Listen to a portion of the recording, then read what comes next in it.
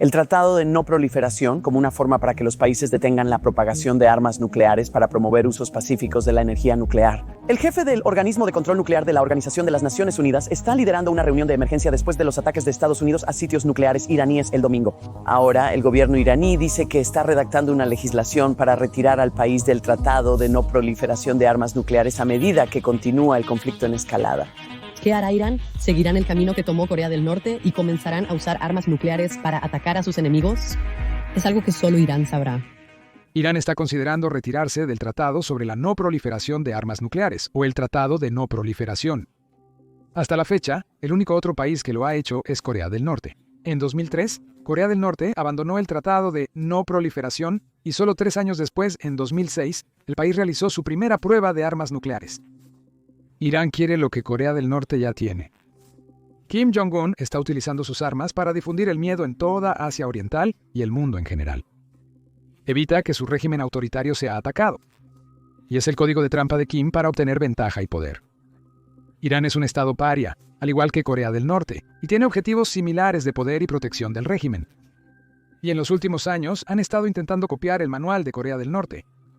De hecho, informes recientes han insinuado que Kim Jong-un podría ayudar a Irán ahora, después de los ataques estadounidenses a las instalaciones nucleares iraníes. Pero muchos otros países no lo aceptan. Quieren detener la proliferación nuclear, especialmente en el caso de Irán. Para entender todo esto, primero echemos un vistazo a un poco de historia nuclear. Obviamente, Estados Unidos fue el primero en fabricar armas nucleares. También ha sido el único que las ha utilizado hasta la fecha, específicamente en Hiroshima y Nagasaki en 1945. 4 años después, en 1949, la Unión Soviética realizó su primera prueba nuclear, sorprendiendo al mundo e iniciando la Guerra Fría. El Reino Unido y Francia siguieron en 1952 y 1960, respectivamente, con sus propias pruebas nucleares. En 1964, China realizó su primera prueba nuclear para convertirse en una tercera potencia además de los soviéticos y el Occidente. En aquellos días, los grandes países querían tener armas nucleares para proyectar poder y para disuasión. Pero a medida que se propaga la tecnología nuclear, es más probable que se utilice con consecuencias desastrosas. Es por eso que en 1970 se creó el Tratado de No Proliferación Nuclear, o el Tratado de No Proliferación. El acuerdo, respaldado por la Organización de las Naciones Unidas, quería prevenir la propagación de armas nucleares y, eventualmente, lograr el desarme nuclear completo en todo el mundo. Habría sido uno de los mayores logros de la humanidad en su conjunto, pero hubo problemas. India, Israel, Pakistán y Sudáfrica no se unieron al tratado. India y Pakistán desconfiaban demasiado el uno del otro, y como realmente no están protegidos por otra potencia nuclear, querían sus propias armas nucleares como disuasión. Sudáfrica estaba bajo fuertes sanciones internacionales en ese momento debido al apartheid, y siendo un estado paria, también quería armas nucleares. Mientras tanto, Israel estaba en conflicto con prácticamente todos en todo el Medio Oriente, por lo que las armas nucleares eran muy útiles para ellos para proteger su estado de ser destruido. Entonces, incluso con el Tratado de No Proliferación en vigor, estos 4 países desarrollaron sus propias armas nucleares. Sudáfrica abandonó más tarde sus armas nucleares en los años 90, cuando estaba terminando el apartheid, y se unió al Tratado de No Proliferación, pero el problema del Estado paria no había terminado. Saddam Hussein en Irak también estaba enriqueciendo uranio y diseñando armas. Muammar Gaddafi en Libia estaba haciendo lo mismo, con mucha ayuda del científico pakistaní Abdul Qadir Khan. Como cubriremos más tarde, también estuvo involucrado con los programas nucleares de Corea del Norte e Irán. Ahora, en el año 2003, el presidente de los Estados Unidos, George W. Bush, afirmó falsamente que Irak realmente tenía armas de destrucción masiva. Lo utilizó como excusa para invadir. Aún persigue a los Estados Unidos hasta el día de hoy, porque fue o un gran fracaso de inteligencia o una enorme mentira, ninguna de las cuales se veía bien. La guerra causó cientos de miles de muertes, y personas de todo el mundo ven la invasión de Irak como una guerra de agresión y una violación del derecho internacional. Ahora, antes de avanzar, necesitamos la ayuda de ustedes. Recientemente, nuestros videos han sido censurados en el algoritmo. Entonces, si pueden, por favor, presionen el botón de me gusta y suscríbanse, realmente ayuda al video con YouTube. Pero, en 2006, otro estado paria realmente desarrolló armas nucleares. Y en ese caso, los Estados Unidos no intervinieron, causando problemas serios a largo plazo. Por supuesto, estamos hablando de Corea del Norte. Ahora, la historia de cómo Corea del Norte consiguió la bomba es realmente bastante interesante. Corea del Norte es una nación en guerra con Corea del Sur y su aliado, América. aunque es una guerra congelada después del armisticio de 1953. En preparación para una posible escalada, Corea del Norte comenzó una campaña de fortificación total en 1962. Transformaron su país en una sociedad hipermilitarizada, y las armas nucleares fueron el último y más poderoso paso que pudieron tomar. Ahora, los aliados de Corea del Norte, la Unión Soviética y China, ya tenían armas nucleares en ese momento, por lo que el régimen les pidió amablemente ayuda, pero ambos se negaron. Incluso los soviéticos y el PCCH no confiaban en el país, y no querían ver a un vecino armado con armas nucleares imprudente que pudiera volverse contra ellos o causar una guerra regional. Además de eso, temían que Corea del Norte vendiera la tecnología a otros, causando una proliferación nuclear descontrolada en todo el mundo. Pero la Unión Soviética no quería dejar a Corea del Norte completamente en la estacada, así que ayudaron con la tecnología nuclear civil. Los soviéticos ayudaron a construir el primer centro de investigación científica nuclear de Corea del Norte, que incluyó su primer reactor de investigación. También permitieron que los científicos norcoreanos estudiaran y se entrenaran en la Unión de Repúblicas Socialistas Soviéticas. Corea del Norte comenzó a obtener cada vez más capacidades nucleares con un segundo reactor de investigación, una planta de procesamiento de mineral de uranio y una planta de fabricación de barras de combustible. Más tarde, en los años 80, comenzaron a construir reactores de gas de grafito nuclear. Pero la comunidad internacional tenía un problema con esto, porque se podría utilizar para fabricar plutonio de grado armamentístico. La Unión Soviética se estaba poniendo incómoda. Presionaron a Corea del Norte para que firmara el Tratado de No Proliferación Nuclear, lo cual aún no había hecho. Entonces, Corea del Norte firmó el Tratado de No Proliferación en 1985. El país también debía firmar el Acuerdo de Salvaguardias con la Agencia Internacional de Energía Atómica, o la Agencia Internacional de Energía Atómica, dentro de los 18 meses posteriores a su adhesión al Tratado de No Proliferación. Esta organización tenía que enviar inspectores para verificar si Corea del Norte estaba construyendo armas nucleares o no. Pero Corea del Norte retrasó la firma del acuerdo con la Agencia Internacional de Energía Atómica durante años. Mientras tanto, entraron en contacto con la red de mercado negro de Aku Khan en Pakistán. Él ayudó a Corea del Norte a obtener componentes de centrifugadoras y diseños necesarios para el enriquecimiento de uranio. Y a cambio, Corea del Norte suministró tecnología de motores de cohetes a Pakistán. Pero finalmente, Corea del Norte tuvo que firmar el acuerdo del Organismo Internacional de Energía Atómica en 1992. Después de la caída de la Unión Soviética, la puso en una posición débil, y no pasó mucho tiempo para que los inspectores vieran lo que realmente estaba sucediendo. A principios de 1993, el Organismo Internacional de Energía Atómica tenía fuertes sospechas de que Corea del Norte no había declarado todas sus actividades nucleares. Más tarde, cuando Corea del Norte se negó a una inspección especial, el Organismo Internacional de Energía Atómica alertó al Consejo de Seguridad de la Organización de las Naciones Unidas. A cambio, Corea del Norte amenazó con retirarse del Tratado de No Proliferación, una señal clara de que iba a construir armas nucleares. El presidente de los Estados Unidos, Bill Clinton, respondió con sanciones y amenazando con acciones militares. Sin embargo, una intervención militar podría haber reavivado la guerra entre Corea del Norte y Corea del Sur, por lo que se evitó con el Acuerdo Marco de 1994.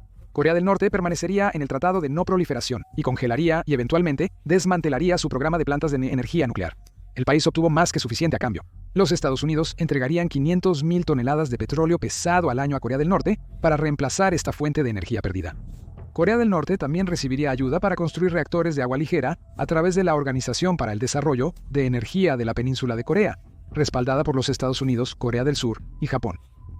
Estos reactores no son tan útiles para programas de armas y se pueden verificar más fácilmente, pero proporcionan energía para Corea del Norte. Además de todo eso, los Estados Unidos prometieron nunca usar armas nucleares contra Corea del Norte y normalizar las relaciones políticas y económicas.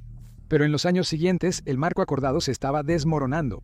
En el año 2002, los Estados Unidos acusaron a Corea del Norte de romper secretamente las reglas con un programa secreto para enriquecer uranio mucho más allá de las necesidades civiles.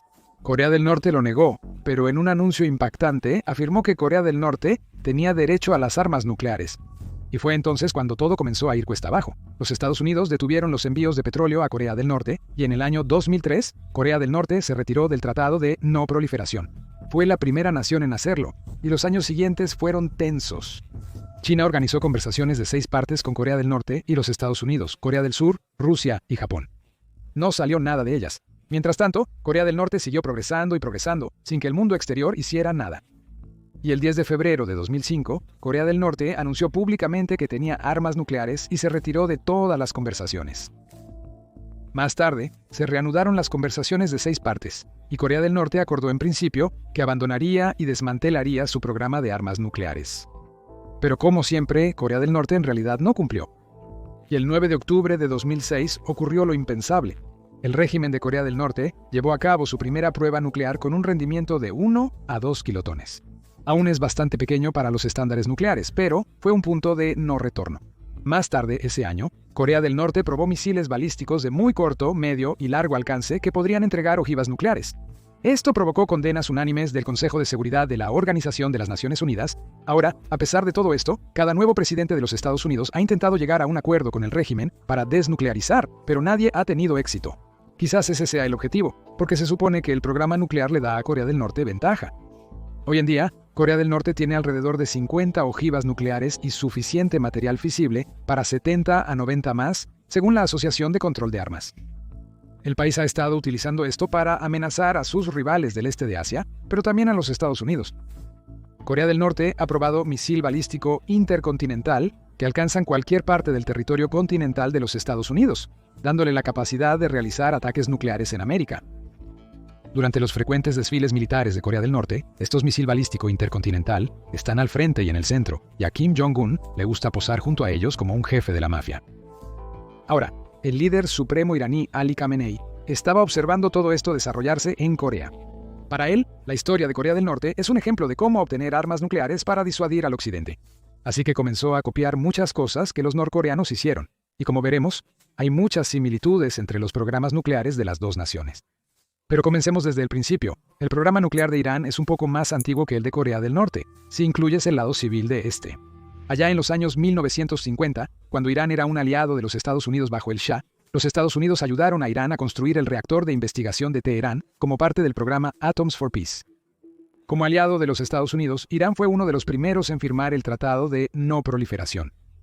En los años 70, el Shah tenía grandes planes para expandir el programa de energía nuclear de Irán y firmó acuerdos con empresas de Francia y Alemania. En 1975, comenzó la construcción de la planta de energía nuclear de Bushehr y se estableció el Centro de Tecnología Nuclear de Isfahan. Ahora, estos nombres pueden sonar familiares y eso es porque están en el centro del conflicto actual. Pero la razón por la que ocurrió el conflicto es la Revolución Islámica de 1979, que reemplazó al Shah con una dictadura islámica. El programa nuclear también cambió de manos. Inicialmente, esto no representaba una amenaza tan grande. El líder supremo emitió una fatwa contra las armas nucleares, básicamente una prohibición religiosa. Irán tampoco abandonó el Tratado de No Proliferación después de la revolución, por lo que en la superficie parecía que Irán no desarrollaría armas de destrucción masiva. Sin embargo, el programa nuclear civil de Irán pronto fue revivido con la ayuda de Rusia y China. Los ingenieros rusos ayudaron a construir la planta de energía nuclear de Bushehr, y los chinos ayudaron a desarrollar minas de uranio. Además, como se descubrió más tarde, los iraníes recibieron ayuda de Aku Khan, el mismo tipo que ayudó con el programa nuclear de Corea del Norte. En 1989, los científicos pakistaníes vendieron diseños de centrifugadoras a los iraníes para ayudarles a enriquecer uranio. Supuestamente, el único objetivo de Irán era generar energía nuclear, avanzar en la medicina nuclear y realizar investigaciones científicas. Pero en secreto, Irán también estaba trabajando en armas nucleares.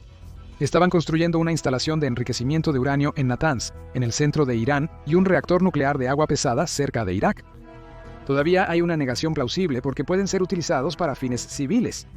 Pero el uranio también puede ser enriquecido a niveles de grado de armas y utilizado en una bomba nuclear. El reactor de agua pesada podría producir plutonio, que también podría ser utilizado para armas nucleares. El resto del mundo notó lo que estaba sucediendo y estaba causando mucha preocupación. Y solo para dar contexto, esto estaba sucediendo al mismo tiempo que el programa nuclear de Corea del Norte estaba causando problemas. En 2003, Gran Bretaña, Francia y Alemania intervinieron y firmaron un acuerdo llamado el Acuerdo de Teherán. Irán prometió suspender temporalmente el enriquecimiento de uranio y permitir mejores inspecciones. Pero después del acuerdo, Irán aún no cooperaba y simplemente continuó. Eso suena bastante familiar, porque Corea del Norte hizo lo mismo varios años antes con el marco acordado con Corea del Norte. Para el 2005, la Junta del Organismo Internacional de Energía Atómica declaró que Irán no cumplía con las salvaguardias nucleares. La comunidad internacional comenzó a sancionar fuertemente a Irán, apuntando a sus sectores nucleares y de misiles. Pero Irán continuó instalando más y más centrifugadoras para enriquecer cantidades cada vez mayores de uranio, y en 2009, los líderes occidentales revelaron información sobre la planta de enriquecimiento de combustible de Fordow. un nuevo sitio de enriquecimiento subterráneo. Irán no declaró esto a la Agencia Internacional de Energía Atómica, una gran violación al Tratado de No Proliferación. La comunidad internacional respondió con sanciones aún mayores, paralizando la economía iraní. Israel y Occidente también asesinaron a 4 científicos nucleares iraníes en Teherán para frenarlos. Pero para ese momento, el enriquecimiento de uranio de Irán ya estaba cerca del grado de armas. El llamado tiempo de ruptura que Irán necesitaba para producir uranio de grado bomba era solo de unos pocos meses.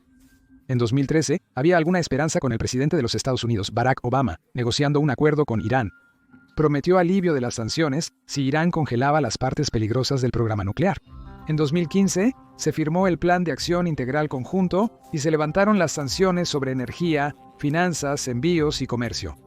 También se descongelaron miles de millones de activos iraníes y se devolvieron a manos del régimen. Pero en 2018, nuevas inteligencias israelíes afirmaron que Irán no estaba cumpliendo con los acuerdos. Trump creyó esto y se retiró del Plan de Acción Integral Conjunto, reimpuso sanciones, causando una enorme crisis económica en Irán. Pero Irán no retrocedió y continuó enriqueciendo uranio. Cuando los Estados Unidos asesinaron al comandante de la Fuerza Quds de Irán, Qasem Soleimani, el régimen declaró que ya no observaría ningún límite del Plan de Acción Integral Conjunto en cuanto a la capacidad de enriquecimiento de uranio, niveles o tamaño de las reservas. Irán superó el umbral de enriquecimiento del 60%, que está increíblemente cerca del 90% necesario para las armas. Y solo para que quede claro, no hay uso civil para el enriquecimiento de uranio a estos niveles. Ahora, si comparamos el programa nuclear de Irán con el de Corea del Norte, hay muchas similitudes obvias. Ambos países comenzaron con un programa civil respaldado por los aliados de Rusia y China para obtener el conocimiento y el saber hacer. Luego comenzaron a cruzar las líneas rojas al construir en secreto sus propias instalaciones de enriquecimiento con la ayuda de la red de adquisiciones de Pakistán. Cuando la comunidad internacional se da cuenta de esto, acuerdan algunas concesiones en papel, pero luego rompen en secreto esas concesiones e intentan limitar las inspecciones del Organismo Internacional de Energía Atómica. Al final, solo son una forma de ganar tiempo. Cuando el Organismo Internacional de Energía Atómica finalmente descubre lo que realmente está sucediendo, llega una nueva ronda de diplomacia. Pero paso a paso, el Estado paria se acerca más a la construcción de un arma nuclear real. Y en el caso de Corea del Norte, como se ha demostrado, una vez que obtienes el arma, estás a salvo. Nunca necesitas renunciar a tus armas nucleares, y no puedes ser atacado debido al disuasivo. En otras palabras, el régimen es libre de hacer lo que le plazca. Y eso es exactamente lo que Irán quiere. Sin embargo, Irán no logró llegar tan lejos. A diferencia de Corea del Norte, sí enfrentaron consecuencias por cruzar las líneas. Los recientes ataques de Estados Unidos e Israel han dañado el programa nuclear de Irán y posiblemente lo han retrasado años. Irán siempre ha temido esta posibilidad de una intervención, y es por eso que finalmente han hecho un progreso mucho más lento hacia las armas nucleares que Corea del Norte. Pero la gran diferencia con Corea del Norte es que allí era poco probable una intervención militar. En primer lugar, Corea del Norte tiene miles de piezas de artillería apuntando hacia el sur. La capital de Corea del Sur, Seúl, está a solo 35 millas de la frontera con Corea del Norte, y casi 10 millones de personas viven allí. Por lo tanto, una escalada podría convertirse fácilmente en una enorme catástrofe, y Corea del Norte sabía cómo usar esto como una amenaza para prevenir la intervención de los Estados Unidos. Mientras tanto, Corea del Norte tiene un tratado de defensa mutua con China. Los Estados Unidos no quieren arriesgarse a una guerra con China porque eso podría ponerse muy feo. Mientras tanto, Corea del Norte fue inteligente y enterró su programa nuclear profundamente bajo tierra. Por lo tanto, los Estados Unidos no podrían haber derribado todo en un solo golpe. Para Irán, por otro lado, la situación era muy diferente. Sus instalaciones de enriquecimiento estaban bajo tierra, pero probablemente no lo suficientemente profundas para evitar los rompebúnkeres, al menos para las instalaciones de Natanz y Fordow. Significativamente, Irán estaba recurriendo a la experiencia de Corea del Norte para proteger y ocultar su proyecto nuclear militar. Sin embargo, si Irán quisiera construir una nueva base que fuera realmente lo suficientemente profunda para resistir ataques, la inteligencia occidental se enteraría e intervendría. Justo antes de que ocurrieran los ataques, los iraníes estaban realmente construyendo una segunda base más segura en Natanz, y detener esto fue una de las razones más grandes para el ataque. Otra gran razón por la que se detuvo a los iraníes es su falta de disuasión en comparación con Corea del Norte. O al menos, así es como resultó, porque al principio la gente pensaba que Irán era aterrador. La mayor fuente de fortaleza del país es su arsenal de misiles y drones, el más grande de Medio Oriente con miles de misiles balísticos. Muchos de estos misiles tienen origen norcoreano, lo que demuestra lo estrecha que es la cooperación entre estos dos países. Supuestamente, esto permitiría a Irán golpear ciudades israelíes, matando a decenas, si no a cientos de miles de civiles en el peor de los casos. También sería capaz de golpear bases estadounidenses, matando a soldados americanos estacionados en Medio Oriente. Sin embargo, Israel ha estado diezmado el arsenal de Irán en los últimos días, y hasta ahora la represalia de Irán ha sido débil en el mejor de los casos. Esto le dio a los Estados Unidos la confianza para entrar y usar sus rompebúnkeres para bombardear los sitios de enriquecimiento nuclear de Irán. Ahora, al momento de hacer este video, no está claro exactamente cuánto han sido golpeados los sitios iraníes. Si la misión fue exitosa, Irán no podrá obtener armas nucleares pronto. Pero si la misión no eliminó completamente los sitios de enriquecimiento de Irán, podrías haber más por venir. Solo esperemos que Irán no consiga la bomba nuclear. Porque si consiguen armas nucleares, podría ser muy feo.